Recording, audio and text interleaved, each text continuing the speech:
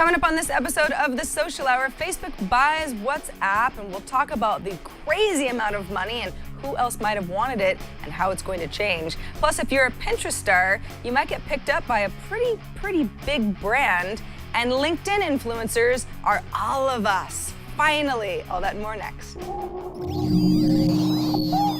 Netcasts you love. From people you trust. This is Twit. Bandwidth for the Social Hour is brought to you by Cashfly at CACHEFLY.com. This is The Social Hour with Sarah Lane and Amber MacArthur, episode 150, recorded Thursday, February 20th, 2014.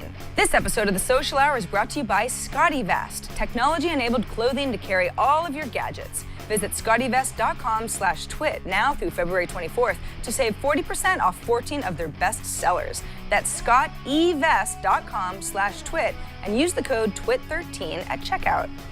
And by lynda.com. Learn what you want when you want with access to over 2,000 high-quality online courses, all for one low monthly price. To try it free for 7 days, visit lynda.com/social hour. That's LYNDA.com/social hour. And by 99 Designs, the world's largest graphic design marketplace. 99 Designs connects businesses seeking quality, affordable designs with a community of more than 270,000 graphic designers. Visit 99designs.com/social hour and receive a free Power Pack upgrade valued at $99. Hi, everybody, and welcome to another edition of The Social Hour from Twit World Headquarters in Petaluma, California. I'm Sarah Lane. And I'm Amber MacArthur in Toronto, Ontario, Canada. Hello, Sarah. Hello, Amber. What's shaking up there?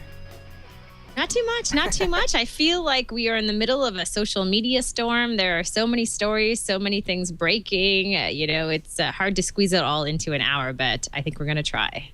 I think so, too. And you're right. In fact, the word storm accurately describes my Twitter feed yesterday. When Facebook bought WhatsApp, and that story broke. It was, around like noon my time or something. And you would think that but by the breathlessness, tweets and reports and news stories and articles and everything that was coming down the pipe, you'd think that we all use WhatsApp. The truth is, I don't really use WhatsApp at all, nor do I know anybody else who does. I use it for testing purposes. I know what it is. I have an active account. But I don't find it to be it's not a huge part of my routine to communicate with friends. However, Facebook bought WhatsApp for what you could call technically $19 billion. We've talked about this on Twit, but I'll break it down one more time. $4 billion in cash. About $12 billion worth of Facebook shares. So the huge bulk of this deal was Facebook stock. And then the agreement provides for an additional $3 billion in restricted stock. Basically, it means WhatsApp founders and employees will vest over 4 years. So that's the retention part of the deal. Altogether, you're looking at about $19 billion, give or take, depending on what some employees do. But all in all, no matter how you slice it, an incredibly huge number for Facebook to buy any company, but particularly this company, which WhatsApp is incredible. It has an incredible amount of users, and that said, those users aren't really inside the US. Amber, I don't know how many of your Canadian friends are using WhatsApp, but it's one of these head scratchers a little bit. Wow, is it worth that much? Why did Facebook buy it? Yeah, I mean, I know a lot of people outside of North America who do use WhatsApp. And I will say, I do feel like it's a little bit more popular here in Canada.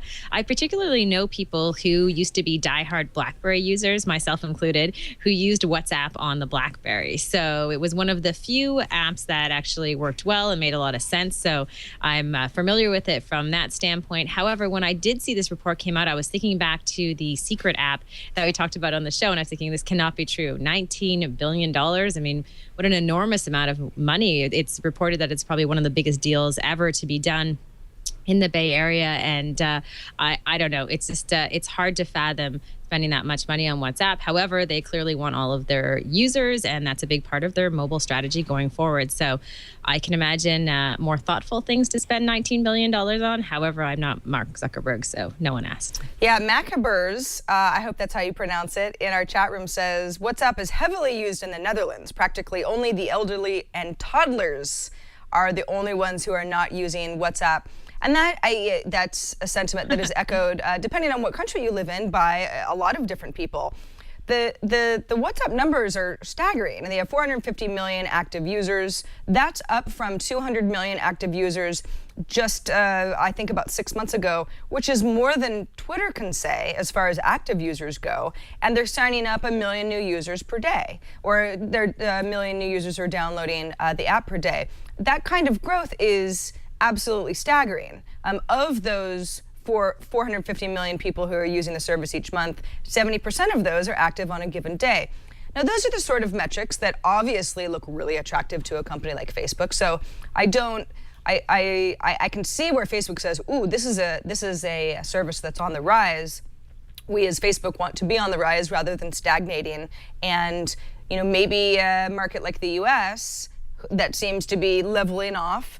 There were the stories that younger people, at least in North America, are using Facebook less. They've seen a little bit of drop off there. Now's the time to enter other markets. And just as Facebook bought Instagram for a tiny little $1 billion, it sounds like so little money now, that was also a power move. Let's buy a service that's on the rise, and then we own it, and we don't have to worry quite as much about building a competing product.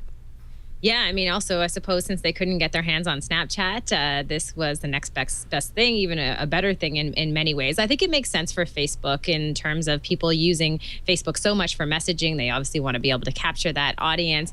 And I don't know anymore. The numbers just seem to get more inflated all the time, right? So it's hard to even react to this amount of money. So it's one of those things where if this is what they had to pay for it, this is what they had to pay for it. I mean, based on another link that we have in here talking about how Google offered to buy WhatsApp for $10 billion. I mean, clearly it's a very valuable tool in community, and a lot of people stepping up to the plate in order to get their hands on it. So a lot of happy people at WhatsApp. I'm sure the team is thrilled. An unidentified person in our chat room says, what about user overlap? Is Facebook really gaining all those millions of users? Sure, if you're already using Facebook and then you use WhatsApp and you're already a Facebook user, what does Facebook gain? Well, are you using Facebook Messenger? So that would be the messenger service that Facebook has put together, which I think is very well done. It's a wonderful app, but it doesn't have the sort of numbers that WhatsApp does. Now, Facebook wants to monetize the experience inside WhatsApp at a later date, and it's interesting because Mark Zuckerberg said in a call yesterday when he was explaining this purchase, he said, I don't really think ads are the way to monetize a chat service. So much as Facebook Messenger, if you're using that as the standalone app, there aren't ads that are that are being targeted towards you. That's in the Facebook experience itself. It doesn't sound like, at least in the short term, the company is going to change the WhatsApp experience all that much. I think really it's let's buy some users. If we don't buy these users, they might go to Google. Yes, the CNN Money article says, apparently, this was, according to people familiar with the matter, Google offered to buy WhatsApp for $10 billion. Well, $10 billion sounds like a lot of money, but it's not 19. So it may have been some sort of a bidding war here. And for whatever reason, Facebook won and has decided that WhatsApp is going to be certainly its chat platform. I don't know if it will continue to run Facebook Messenger separately. That seems a little crazy. But then again, you can have a Facebook photo experience that you don't have to use Instagram for. So maybe it's one of these standalone apps that Mark Zuckerberg and the Facebook team have said the Facebook experience will be more of going forward. And this looks like that. Yeah, it looks exactly like that. I mean, think about Instagram, think about paper. I mean, Facebook is clearly going this direction. Mobile has become a huge priority for them. So it's just another one to add to their list of apps. So I think, again, I think it does make sense for them. As far as the amount of money they paid for it seems insane to me. But nonetheless, it is theirs now. And I'm sure more people will start using it. And I fear, though, Sarah, and this has already started, I fear the little videos and the memes that are going out that are like, WhatsApp. Have you seen those yet? Yes, they were participating in a few of those videos on This Week in Google yesterday. I happened to be in the studio, and so I was like, oh no, it's happening again. WhatsApp. I know. Yes, lots of jokes. I don't know. I don't know if I can really think of that many jokes. There's just too much money at hand.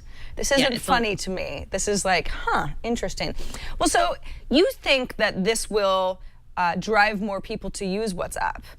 Now, I don't know that I feel the same way. I know that there's always a little bit of backlash with the Facebook haters.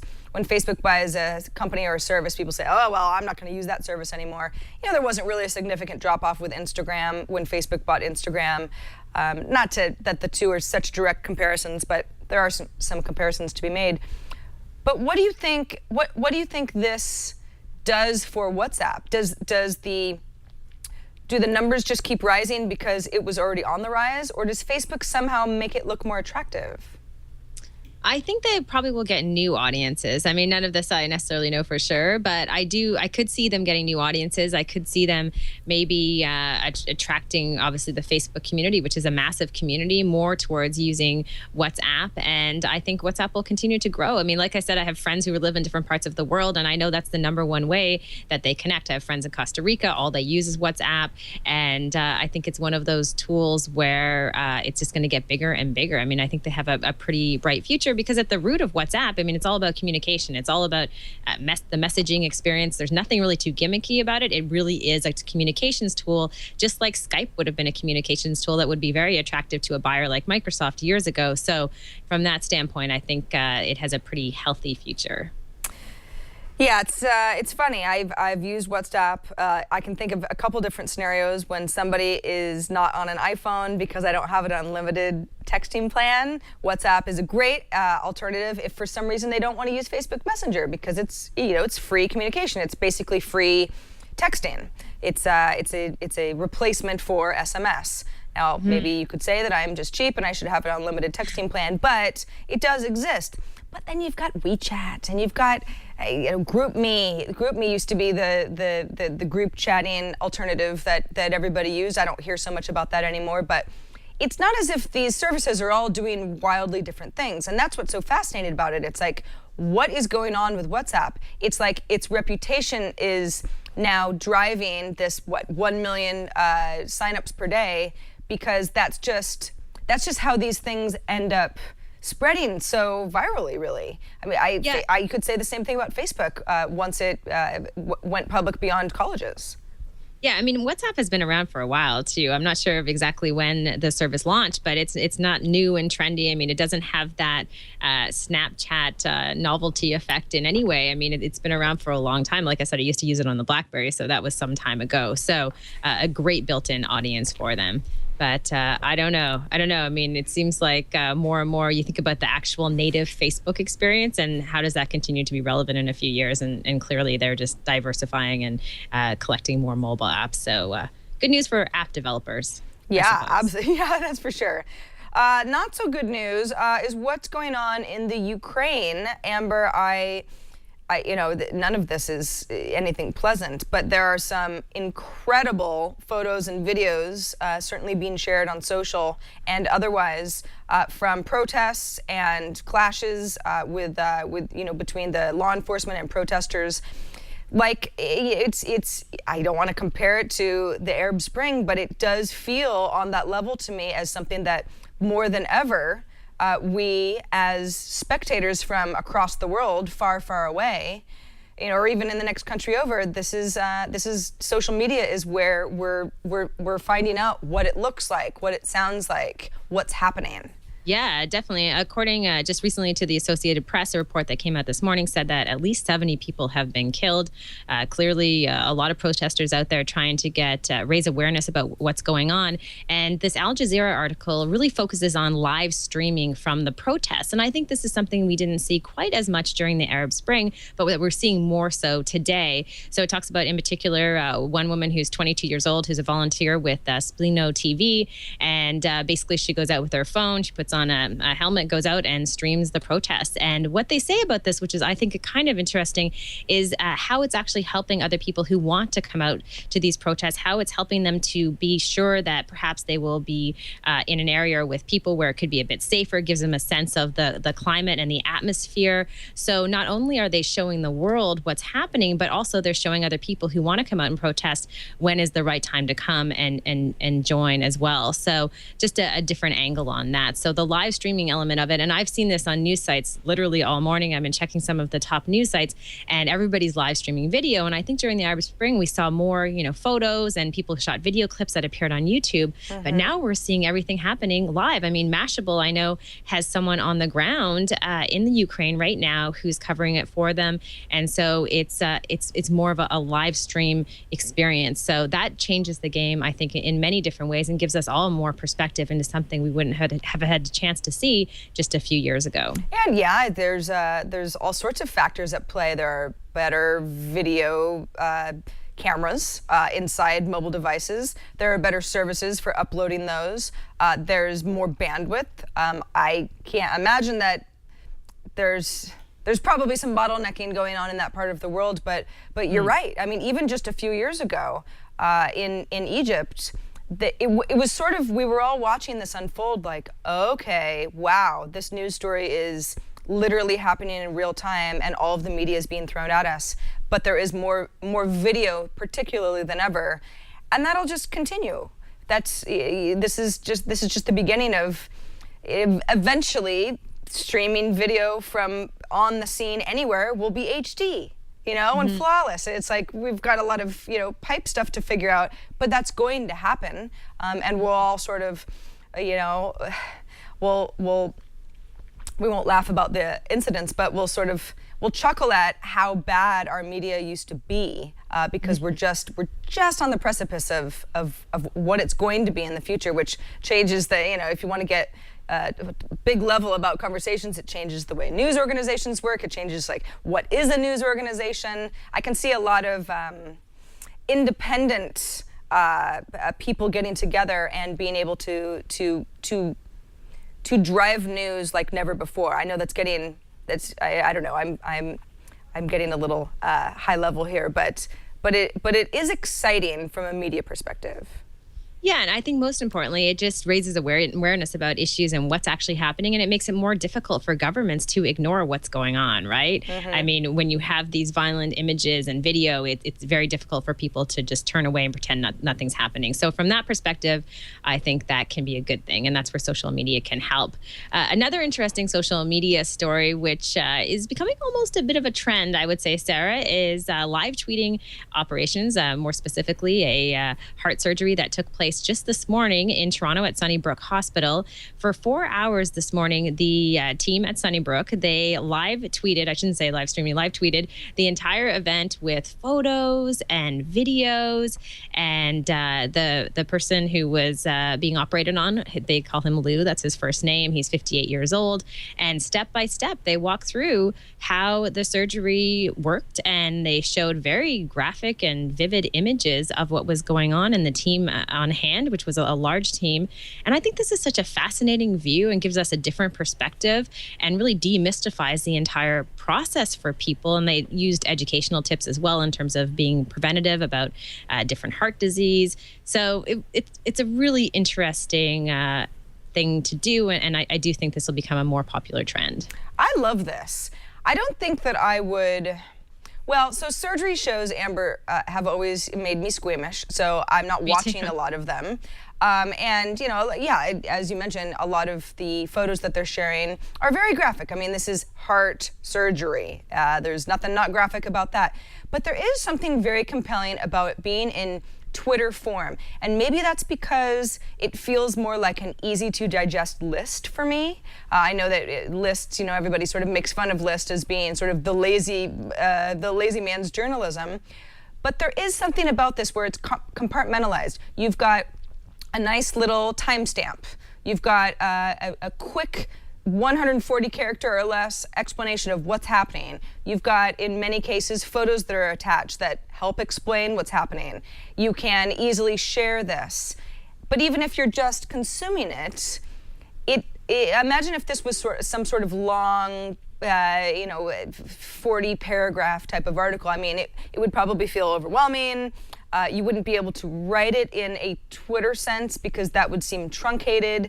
But on Twitter, that's what we expect. So I think it's not only just sort of like, wow, this is fascinating. This is what they did next. Oh gosh, not many of us are ever in an operating room to be able to witness heart surgery. But it's just easy to consume the information. Yeah, I mean, it's a great format to be able to read the story of what's happening. And fortunately, it was a happy ending, right? They were able to say that one of their last tweets that they had come out about an hour or so ago said that it was a success. And now Lou is at home resting. And it just makes you realize that it's kind of twofold here. I mean, on one hand, they're able to educate people about heart surgery and what goes on. And then on the other hand, from a PR perspective, I mean, this is great PR for the hospital, showing that they use advanced techniques and they have a skilled team on hand and they are able to connect with people that way. But it's scary at the same time too, because imagine if something happened to him, Sarah. I mean, that's kind of why you're glued to the Twitter stream, because you're thinking, oh my gosh, I hope everything goes well, right? Yeah, and that's a good point.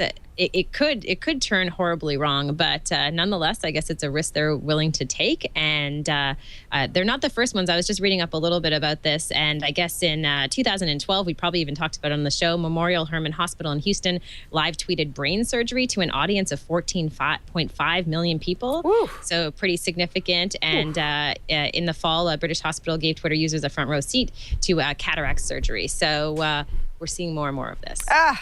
Who wants to watch cataract surgery when you can watch open heart surgery or brain surgery? Yes. Well, they're all very important. And they're and very fun. It's one of those things, I'm looking at the photos, but I'm kind of looking away at the same time. Like I want to see, but I don't want to see. Yeah, I know. I'm a little squeamish too, but it was a success. So Lou is resting up, and now he's got some Twitter fame to go with his name. Go, Lou. Thanks for letting us into your very life-threatening operation. I was going to say little operation, but it's heart. Yeah. I was like, yes. Oh, Sarah, the puns. Go, Lou. Keep going. All right. So moving on, changing gears quite a bit. There's an article that you found over at the Washington Post. By the way, all of the articles that Amber and I mention or allude to in the show, they're all available on our website. So that's just something to keep in mind if you're like, I would have really liked to read that original article, twit.tv/TSH. That's how we roll around here. Over at the Washington Post, an article about Twitter partnering up with people who are very popular on Pinterest. What is this about? Yes, so Target is joining together with some Pinterest stars. In particular, there are 3 people who are popular pinners on Pinterest, and it's working with these people to create a party wear collection at Target. So instead of hiring really well-known designers and Martha Stewarts of the world, they've decided to go to some of the Pinterest stars that they have out there. One person in particular, they mentioned a Los Angeles blogger. She has 13.6 million followers on Pinterest. Wow. And those people have come together and they're designing this collection. It's kind of I never think of Pinterest stars. I mean, we hear YouTube stars, maybe Twitter stars, but I mean, Pinterest is obviously a massive community and a lot of people who are super successful, and being able to take advantage of that through a partnership like this with Target. This is similar to the was it Wet Seal, the company that hired a teen Instagram star of sorts to help them promote their clothing and their clothing line. I don't know if they do anything besides clothing, maybe some belts. But yeah, this is the same idea. And it makes perfect sense because Target is so much about style and home and housewares as well as clothing. And it does seem to fit pretty well with the concept of Pinterest and so many Pinterest boards that people have. So, I mean, people with that many millions of followers on Pinterest, good for them. And it does seem like a really great partnership. Again, like any of these partnerships go, it's a fine line to walk with, you mentioned the LA woman, with her personal brand, to make sure people don't say, oh, she just sold out to Target, I'm not really that interested in her anymore. You have to make sure that you're promoting stuff in a smart way. Then again, on Pinterest, oftentimes, I mean, a lot of boards are really walking advertisements anyway for the original product, and most people are okay with that. Yeah, I always wonder a little bit what the celebrities or the designers who have decades of experience, what they think about this, right? Because all of a sudden it gives the amateur an opportunity to really take the spotlight. And that's a big shift in our culture, which I think is driven mainly by the internet and social media trends, and the fact that these platforms are great to give everybody an equal playing field. So it's kind of a fun story. So congrats to them. Yes, congrats to them. Target partnered with Pinterest stars. Who will be next? I can imagine other companies, Crate and Barrel or Pottery Barn or I don't know, I'm thinking of Rag and Bone because it's a brand that I like. The possibilities are endless, and thank you to Pinterest for being such a great network who I love hanging out with all the time. Love my Pinterest. I really do. Quick reminder that we do record the Social Hour live on Thursdays, 11 a.m. Pacific, 2 p.m. Eastern Time, which is the time zone that Amber and many of you are also in, although I know that many of you watch and listen around the world, and thanks so much for doing that. Of course, our website is twit.tv/TSH. You can email us at thesocialhour@twit.tv. And I know most of you are watching us on demand. So if you want to watch us live, that's kind of fun. You can participate in chat, and we can take your questions live.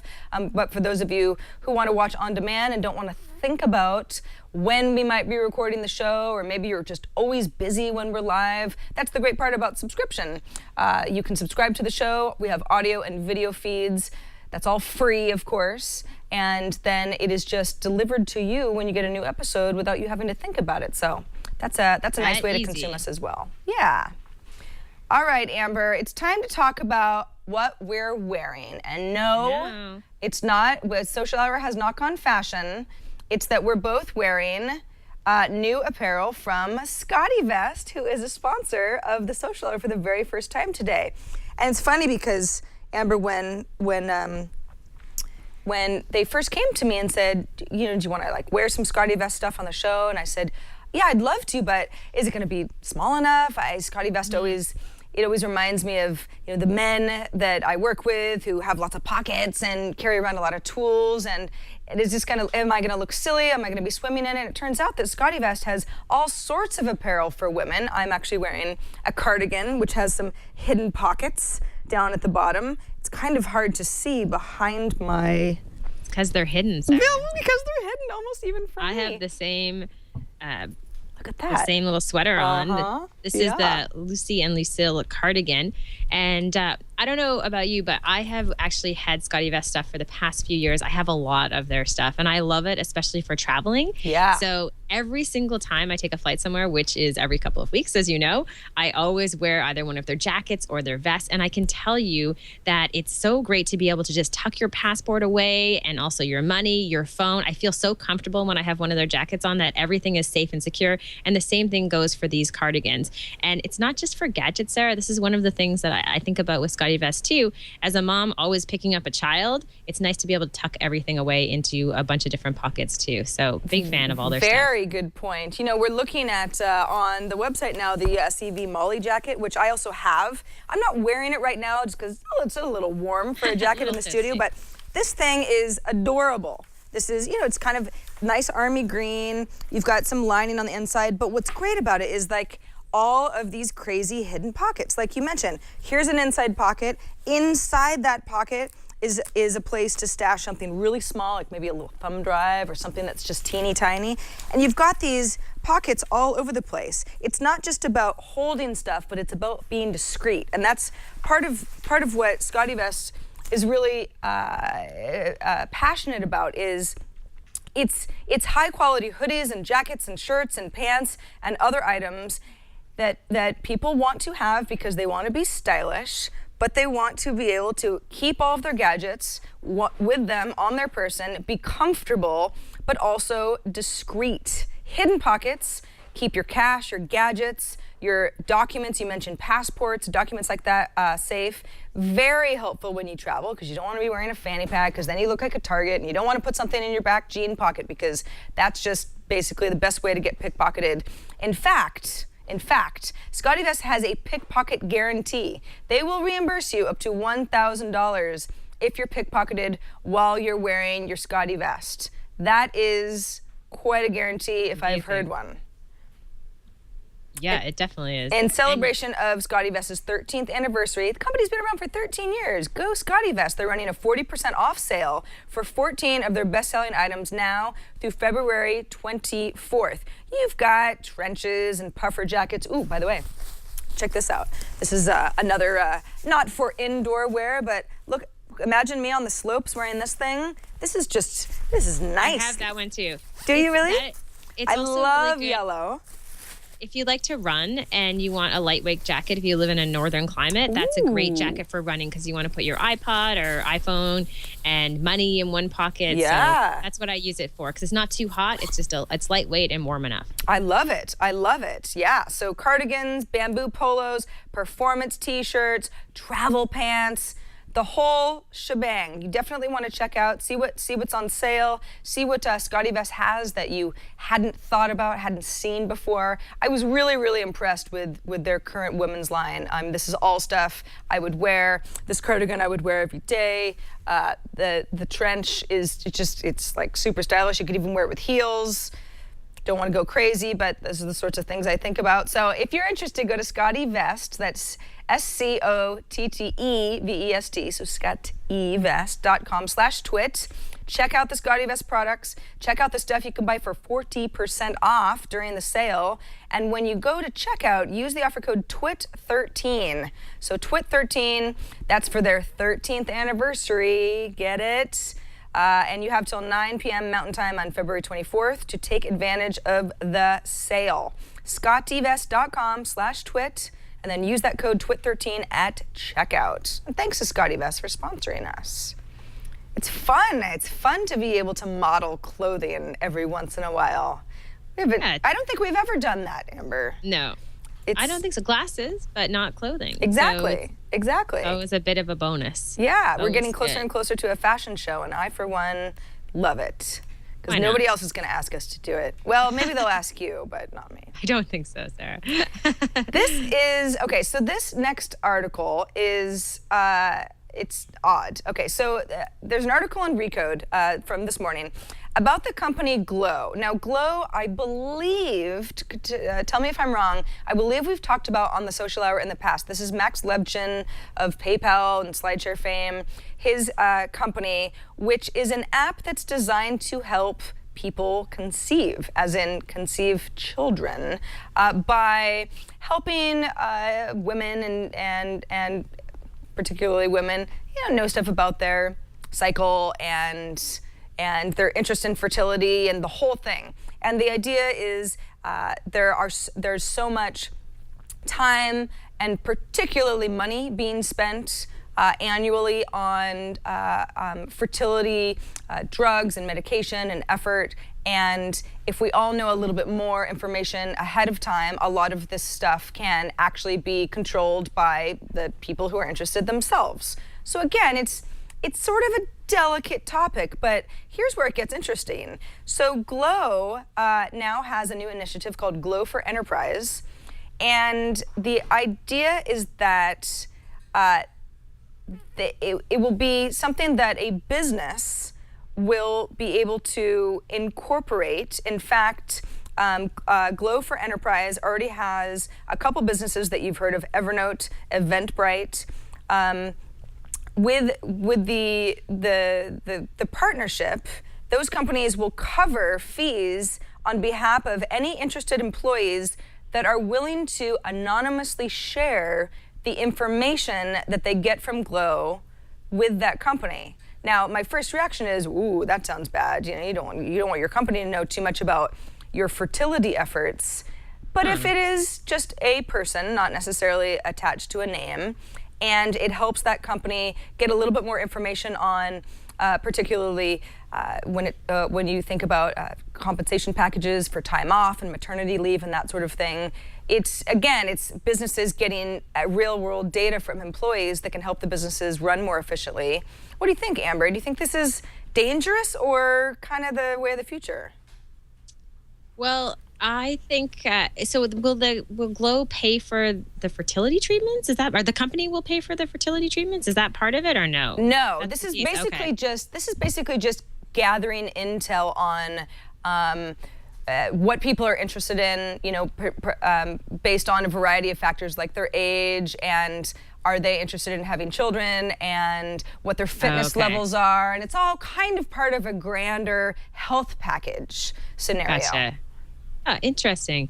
Yeah, I mean, I guess I could see people not minding being part of this, but I think it's one of those things, like you said, when it comes to your health, there's always that concern that you don't want to share too much information, especially when there's some connection to your employer, because there's always that fear that it would impact your prospects at that company, right? I mean, this is something I always think about, especially with fertility as a woman. I have actually gone into interviews before and, I'll say, oh, I have one child, and they'll kind of look at me thinking, oh, you're probably going to have another one soon. And you almost want to blurt out, you know what? No, I'm not having one, or because there is that fear, I think, that someone will leave when they have a child for an extended period of time. So it always scares me a little bit, Sarah. Tiny bit.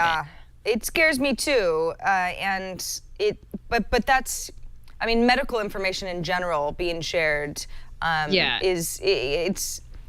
it can be good, and it can also be used. I don't know. We could have a whole conversation about pre-existing conditions and all of that stuff. But it is, and it does sound. By the way, you asked, are they going to pay for fertility treatments? It sounds like there is sort of a experimental period with certain companies and certain employees that if employee voluntarily agrees to give up this information to the company, they will have some, probably not every single fertility treatment because they are incredibly expensive at times, but certain things covered by the fertility clinic of their choice. So there's certainly an incentive to say, kind of use me as an information guinea pig, but again, then that company knows a lot about you. And it's probably the ultimate in personal information is that. Yeah, it is. But like you said, it's very expensive for fertility treatment. So I can imagine people, may have to take advantage of something like this because it can cost upwards of $30,000 or $40,000 for certain individuals. And most people don't have that type of cash on hand. Nope, certainly not. Well, here is something that is kind of neat, and this is our social tip for the week. It's actually a bunch of different tools. There are 14 in all listed within this Huffington Post article, and these are tools to allow you to create interesting infographics and images for social media posts. Now, we've talked about some of these tools before, and Sarah, we've also talked about this stat from Buffer saying that tweets with images receive about 150% more retweets. So we know that images are an important part of anything you do in the social space, and some of the tools are great. PicMonkey is the first one on the list, and we have featured this on the Social Hour in the past, and that lets you just edit a photo really quickly with a free tool. You can create collages, and there are tools to resize images, a timeline slicer for Facebook, and the list kind of goes on from there. So lots of awesome tools for pictures. Excellent. I don't always go to the Huffington Post for tips on social media, but this is a good one. Yeah, it is a good one. There are even tools towards the end about how to create infographics, so that's always a fun one, and how to turn quotes into images, which I see this done all the time on Instagram and with other tools. So sometimes people go overboard with that one, though, so be careful. Yeah, exactly. 14 tips. Too many quotes. If any of these tips it's always nice to get feedback from everybody based on some of the articles that we share, which are sort of how-to or here's some great ideas, especially if there are any of these tools that, some of these I'm familiar with, but not all of them. Certainly not all of them. So that's kind of cool. If you see any of these services that, if you look at the article later, again, it will be in our show notes, that you either think are amazing and you've got good examples of it being used by you or elsewhere, please let us know. Or the opposite, stuff that just isn't really very great. A lot of these services, they don't necessarily do anything wrong. They just don't really solve, in my opinion, they don't solve a problem that I'm having. So yeah, the more feedback we get about these tools, the better. But definitely we'll leave them at your doorstep, 14 of them, and see how they can help you.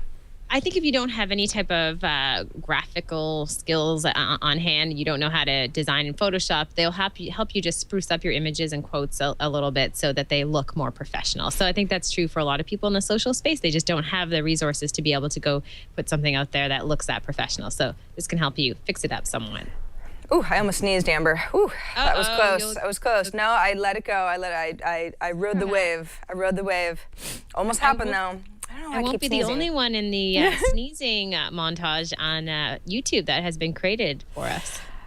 Well, yes. You're gonna make the list. Yes, I can't stand to have you be the only sneeze star of our duo, Amber. So yeah, I'll do my best to get in there eventually. Please don't be getting sick, Sarah. Please don't be getting sick. All right, let's move on to our one of our spotlights. This is for all of you who spend time on LinkedIn and have been, let's say, wildly jealous of the LinkedIn influencers who get to write blog posts and are sort of the upper echelon, I guess, of the networking community on LinkedIn. We all get to be Richard Branson with our own blogs. LinkedIn has opened up the influencer blogs to everyone. Yeah, this is great news, I think. Like you said, it's really was a limited audience who were allowed to write blogs. Richard Branson, a few other people like Gary Vee had blogs, but now anyone can create a blog through the influencers program. And this makes me think more and more that LinkedIn is becoming really like a business newspaper. Don't you think in some ways, Sarah? Yeah, I do. And it's interesting that LinkedIn, it's sort of like, what does this move signify? Does it signify that LinkedIn felt like they were held back by only letting certain business celebrities, Michael Bloomberg, mayor of New York was another, have access to this tool? Or has it been so successful that they figure the more the merrier because people like the idea of being called an influencer and having an audience on LinkedIn? Yeah, I mean, I think LinkedIn has always been famous for the sort of slow rollout, right? You know, they're always the ones who are more cautious about rolling things out. So they seem to do things in stages. And this seems like something they would do where they let a certain number of people and then they roll it out versus Facebook, which is more like the hacker way of doing things. But I do think they just want to generate content. I mean, they want to be the place where professionals go to get information. And the more content they have, obviously, they think that's going to give them an edge. But I'm curious how you are able to continue to guarantee the quality of that content, because right now it's pretty good because it's curated in many ways, which is a select number of people. But it's not an easy task to be able to push this much content out and still be able to maintain that quality. And how do you compete with all the other platforms that everyone has? I mean, if I write something on LinkedIn that I'm very proud of and it gets a lot of traction, that's awesome. But I could do that independently. I could do that on my own blog and push it out. I could use one of many places that offers some sort of a voice, a Tumblr or Medium or that sort of thing. So I think LinkedIn, where they shine is that it's very focused. If it's business related, it would make sense to be on LinkedIn. You know, I'm not going to talk about, like, I don't know, my fun vacation, on my LinkedIn influencer blog. So there's that, but it also, that's just one more place that people would focus their writing on. And I think that's just really a challenge because we have a lot of options. Yeah, no, we definitely do. Here's an article from Yahoo. We talked a lot about Yahoo a couple of weeks ago. It seems like they were making a lot of big moves, throwing a lot of money around, and this is no exception. They've just launched a $10 million research effort to invent a smarter Siri. I feel like Siri probably costs more than $10 million, although I don't have those stats on hand. Yeah, really. So, of course, there's Siri, there's Google Now, there's the whole idea of being able to talk to your smart device and have it spit back information based on questions or your schedule, that whole thing. That's all the rage. And yeah, I guess the company made a $10 million grant to Carnegie Mellon University for a project called InMind, which is, everyone says it's like Siri just because Siri is sort of that buzzword, but the idea is AI really in devices. A 5-year project, and researchers at Carnegie Mellon's machine learning department will get access to all the technology that runs Yahoo's current services. That's kind of interesting because, for example, one of Yahoo's news information technologies is automated news headlines that basically are created by robots, an algorithm. It used to be called a company called Sumly, which is now part of Yahoo. So there's some really interesting stuff going on behind the scenes at Yahoo. At the same time, a 5-year project. Imagine how much artificial intelligence in these little devices of ours is going to advance in the next 5 years. Is Yahoo getting into the game late? Is it a good thing? It's very hard to say without seeing a product in place, but it's great for the team over at Carnegie Mellon to get a bunch of money from Yahoo and also get an inside look at the inner workings of a huge company like Yahoo. Yeah, I mean, it really is. It's a great opportunity. I have to say, though, I still, aside from this particular program, I just never go to Yahoo. I mean, I don't know if I'm missing out. I'm sure there are lots of people who spend a lot of time on Yahoo, but still, even though I hear about all of these different programs and acquisitions, I just wonder what the future of Yahoo is going to be. It seems like a more complicated one these days than it was before. Yes, it's the Yahoo was a media company for a while, or is that what I don't remember. They had an image issue because nobody really knew what to call Yahoo, and now they keep gobbling up all these companies, and it's starting to emerge. What is Yahoo going to look like in the next 5 years? But they continue to surprise me with the companies that they're gobbling up. So I hate to say this, but we shall see, I suppose. All right, before we move on to some of our viewer feedback and, of course, our Rad or Fad, let's take a moment to thank lindacom for sponsoring this episode of the Social Hour. You're probably watching the show because social media is something that you care about. You're interested in furthering your knowledge of how to use social media, whether it's just on a personal level or for marketing, or there's some other way that you're using it for your job. There are a lot of new programs, new tools. Amber and I talk about them all the time, and we're always saying, what do you think? Give us feedback. Well, sometimes you might be sitting there saying, I don't really know how to use a lot of these tools. I feel like I'm on the sidelines. With a lynda.com subscription, as a member, you get unlimited access to online video courses, thousands of them, that'll teach you things like software development and creative techniques, business skills. For example, marketing your product using SEO. SEO, search engine optimization, that's something a term people throw around all the time. But do you know how to leverage it? There are a lot of things that you can learn. New courses this week, in fact, on lynda.com, because they're always adding new courses. Building an online community. That's very important for us here at TWiT. I mean, that's sort of the bread and butter, is our online community. Pro Tools mixing and mastering. You want to get a little crazy with audio, right? The art of Photoshop compositing. I want to take that class because I don't know what I'm doing whenever I sit in front of Photoshop. UX design techniques, Excel, I mean, the list goes on.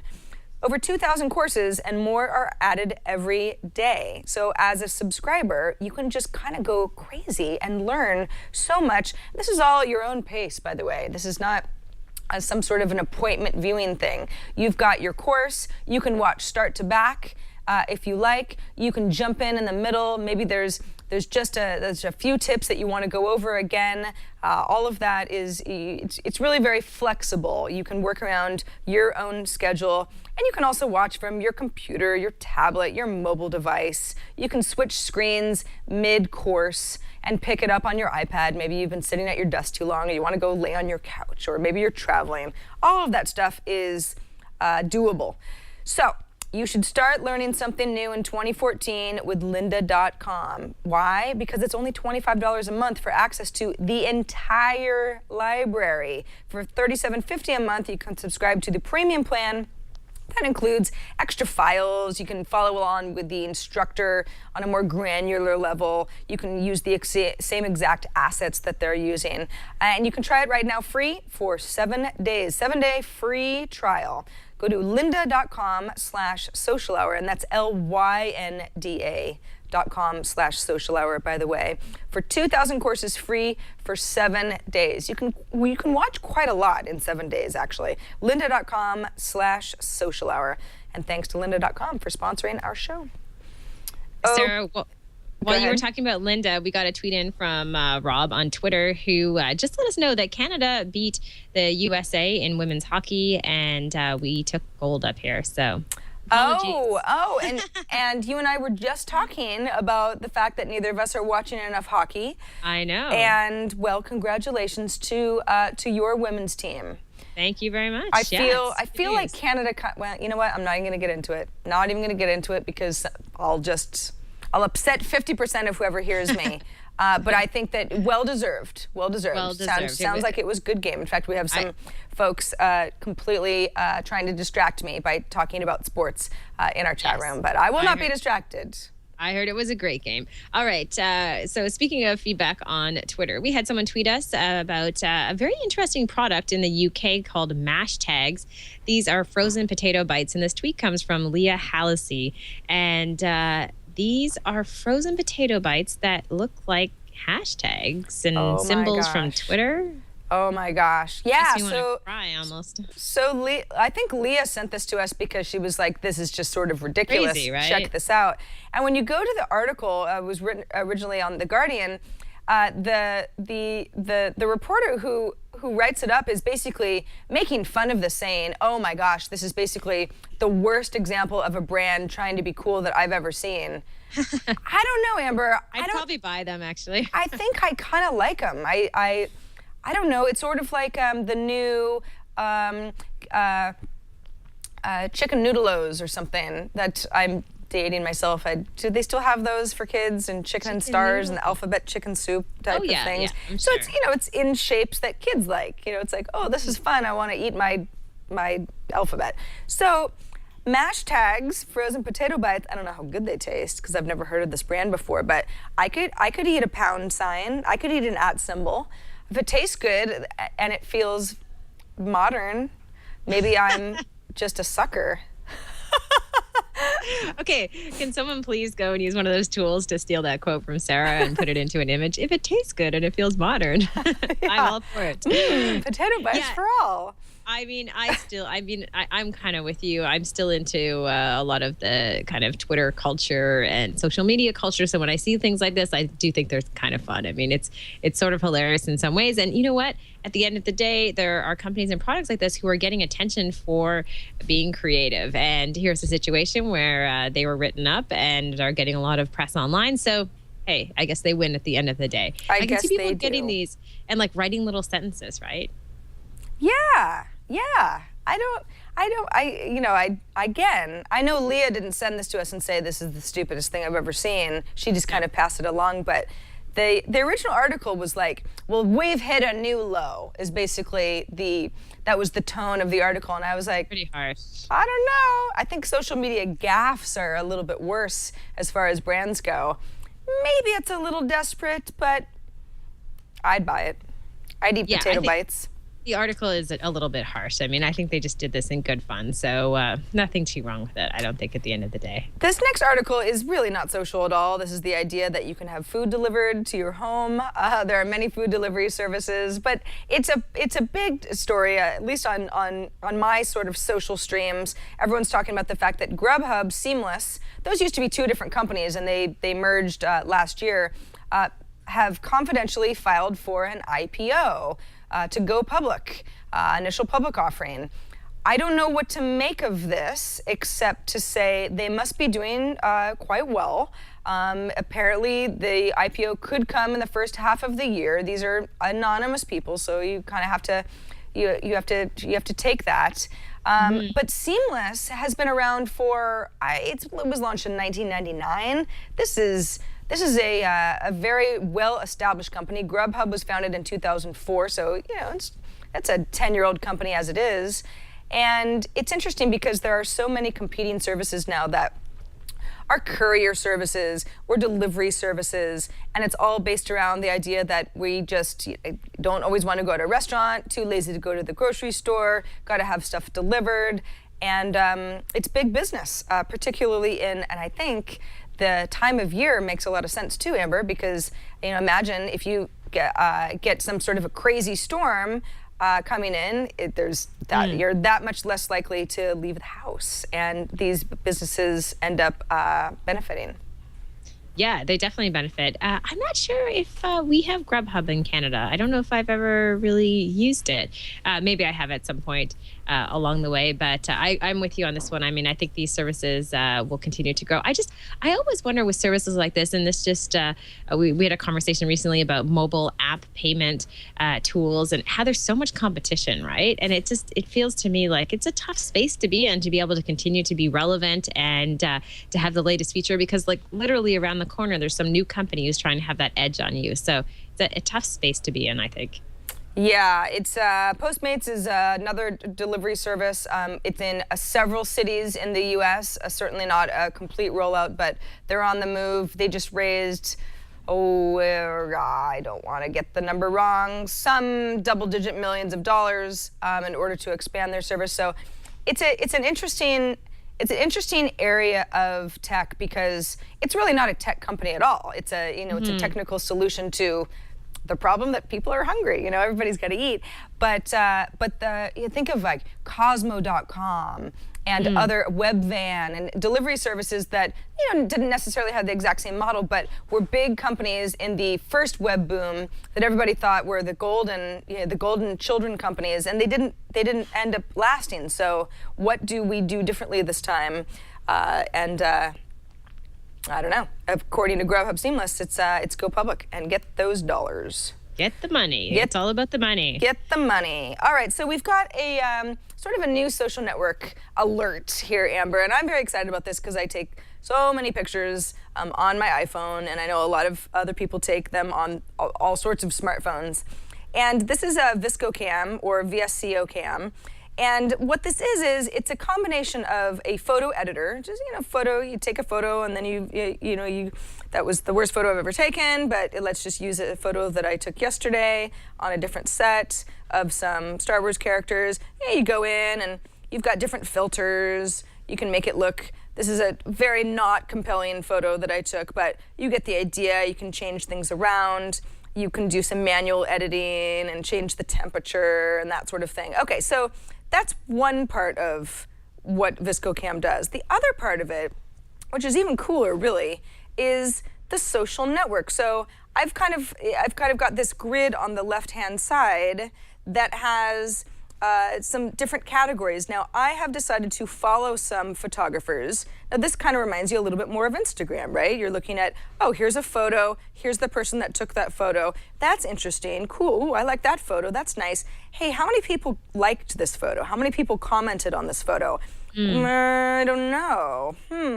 I can see the sort of some information about the aperture size and ISO when this photo was taken. There wasn't a flash turned on, but I don't actually have any information about who's following this person or how many likes, and there's no comments or sort of good job, please follow me, any of that stuff. That's all missing, and that's on purpose. The company has basically put together this social network. It already existed, but they've built it in nicely to the app itself. So it's a photo editor and the network itself, to take some of that social, they call it social clout, away from the experience. Of course, on Instagram, whether you want to or not, if somebody has 90,000 followers, you're like, ooh, they must be kind of a big deal. Maybe I should pay a little bit more attention to those photos. You do get influenced by numbers like that. It works that way with Twitter, Facebook, or whatever. And the people who put together VSCO Cam, I believe they're based in the East Bay part of the Bay Area, they've put together kind of the opposite, saying, we're not really about that. It's about the photos, and they should stand on their own. So if you go to my, and I showed this off on I5 yesterday, but I think it works perfectly for us because it's a different way to think about social networking. Yeah, so it's social, but it's with no pressure. So if you went to my profile, you could follow me, but again, I don't have to feel bad if no one really likes this photo. It's all about me deciding to showcase it, and I can add a little caption or pictures that I think are kind of cool. And I'm no better or worse if nobody, double clicks or, thumbs up or whatever. And I think it's pretty refreshing, especially when you're talking about a network that's based on your talent and creativity. Yeah, I mean, I think it's one of those that's almost like a giant leap that a lot of companies aren't willing to take in the social space because they put so much emphasis on your clout and your numbers as far as followers and friends and all that other information. But I think that's neat. I wonder if we'll see more companies follow suit and try to strip that away. So it's more about, like you said, the quality of the work and the content, and less about the person's score on clout or wherever else it might be. And I think that we hear this. Anybody who has been on, let's say, Twitter's suggested user list and has, over 1 million followers, they'll all tell you, yeah, that's the sort of number that seems really great on paper, but it doesn't actually translate into clicks if you share a link or actual helpful feedback if you're trying to have a conversation. A lot of that is just social network bloat because so many people are gaming the system. There's so many spam accounts, and those numbers are all, you really have to take all numbers with a grain of salt, but people still care. And as long as Twitter has numbers like that, we're going to be checking them and comparing ourselves against other people. And that's just kind of the way it goes. So for a network, in this case photography, but it could kind of be any network, to say, we're just not going to play that game. It's not about that. You're all on an equal playing field when it comes to popularity. It's very refreshing. Yeah, I mean, it's more about the tools and the creative element and everything. So, yeah, I think that's very cool. I think it's, just the opposite of what you would expect from a company doing something like that. So, yeah. Good for them. Good for them. Agreed. Yeah, I'm a big fan. I want to interview these people. I want to know more about them. They sound great. We should. We absolutely should. In fact, I can work on that. I can also work on trying to get some of your feedback. We love hearing from all of you. You guys are the best. You send us links. You send us ideas. Tweeting funny little social potato chips. I mean, I would never have found that, Leah. So you're awesome. The social hour at twit.tv is our email address. We check that throughout the week. Our voicemail, if you dare to leave a voicemail that's about 30 seconds or less, is 2626-SOCIAL, 2626 SOCIAL. We take videos as well if you want to show something off. If maybe you've made your own social tool that you think that you can describe to us, and it could be fun and visual, we will take those as well. And of course, you can get a hold of Amber and I. We're very, very, very visible on social media throughout the week between shows, and it helps us put together our next show. All right, before we get to your rad or fad, Amber, let's take a moment to thank 99 Designs. They're our third and final sponsor of this show. 99 Designs is great because it connects people who are looking for great graphic design with a global community of over 270,000 graphic designers. I mean, that's huge. What if I was inspired by VSCO Cam and I was like, you know what? I want to build a social network that also is not about popularity contests. It's just a beautiful, clean, well put together app. Well, I've got a great idea, but I don't know how to make that happen. I just don't have those skills. That's where 99 Designs comes in. It doesn't have to be an app. It could be a logo, any kind of graphic design. You want to put something on a t-shirt. Twit is in the middle of, we kind of had a t-shirt contest because we're trying to figure out what our next t-shirts are going to look like. And we use 99 Designs because how it works is, you tell 99 Designs what you're looking for, and then designers start submitting designs that are created for you based on your idea. So you get a bunch of ideas rolling in, and then you can say, oh, that one's great. I wish it was maybe a different color, or the logo might be a little smaller, that sort of thing. They refine their designs. Then when you find the design you like the best, that's the one you pay for. So you get this huge variety of designs. It's just sort of this spread, and then you say, yeah, that's the one, that third one. I love that one the very most. 99 Designs offers a lot of marketing design as well. You can get an affordable email template or a banner ad or an infographic. All of that stuff is something that the designers at 99 Designs can do for you. And you can start your next graphic project for as low as $199.